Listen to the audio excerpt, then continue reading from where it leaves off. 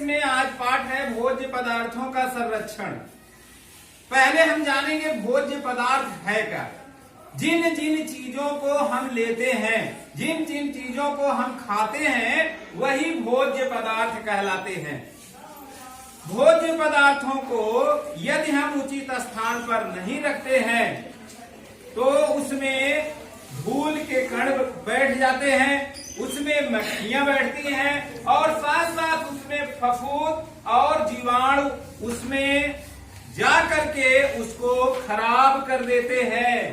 खराब होने के कारण उसके पोषक तत्व जिस लिए हम खा रहे हैं उनके पोषक तत्व को खराब कर देते हैं, नष्ट कर देते हैं और साथ साथ वह खाने योग्य नहीं रह जाता। जब खाने योग्य नहीं रह जाता है उसके बावजूद भी यदि हम खा लेते हैं तो हमें रोग हो जाता है। तो उसको बचाने के लिए उसको हम कैसे बचाएं, कैसे संरक्षित रखें, उसी को कहते हैं भोज्य पदार्थों का संरक्षण। क्या क्या तरीका है, क्यों ऐसा करें? वर्तमान समय में उपलब्ध भोज्य पदार्थों को भविष्य हेतु सुरक्षित रखने के लिए किए जाने वाले उपायों को भोज्य पदार्थों का संरक्षण कहा जाता है। आप जानते हैं गर्मी के दिनों में आम तैयार हो जाता है, आम का अचार बनाते हैं।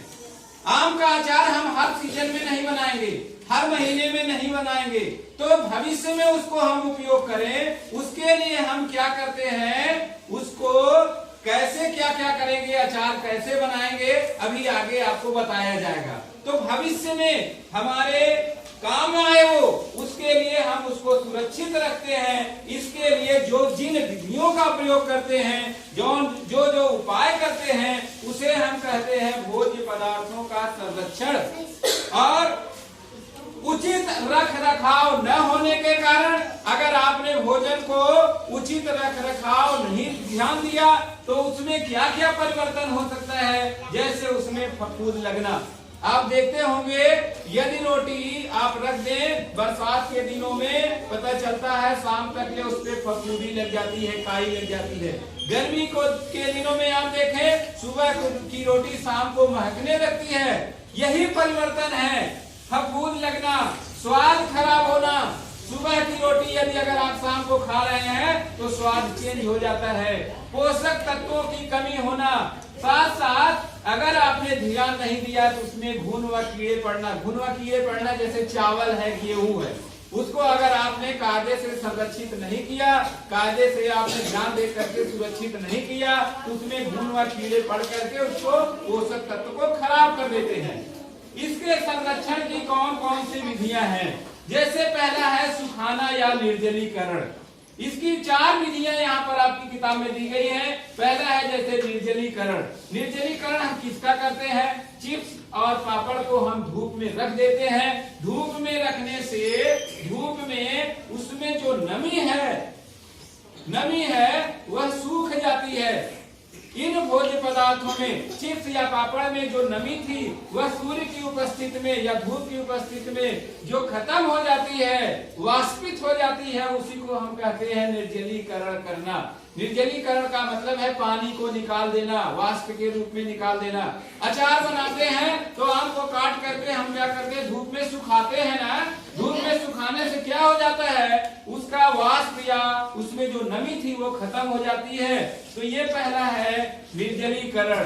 गेहूं को बोरे में भरने से पहले गेहूं को सुखाया जाता है, नहीं तो उसमें घुन व कीड़ा लग जाएगा। तो यह विधि कहलाएगी निर्जलीकरण। दूसरा है प्रशीतन। प्रशीतन का तात्पर्य है ठंडे स्थान पर रखना। जैसे आप दूध है, शाम को बच गया तो आप क्या करते हैं, फ्रीज में रख लेते हैं।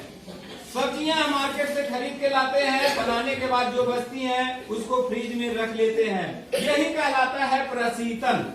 इसी तरह आलू हर महीने में नहीं तैयार होगा, इसलिए कोल्ड स्टोरेज में रखा जाता है। कोल्ड स्टोरेज में रखने से हमारा आलू जैसे था वैसे रह जाता है, पोषक तत्वों की कमी नहीं आती है। इसको कहते हैं प्रशीतन। तीसरा है उबालना। बार बार हम यही कहते हैं संक्रामक रोगों से यदि बचना है तो आप क्या करिए, पानी को उबाल करके पीजिए। पानी को उबाल करके घड़े में या सुराही में या किसी बर्तन में ढक करके रख दीजिए। ठंडा होने के बाद उसको पीजिए।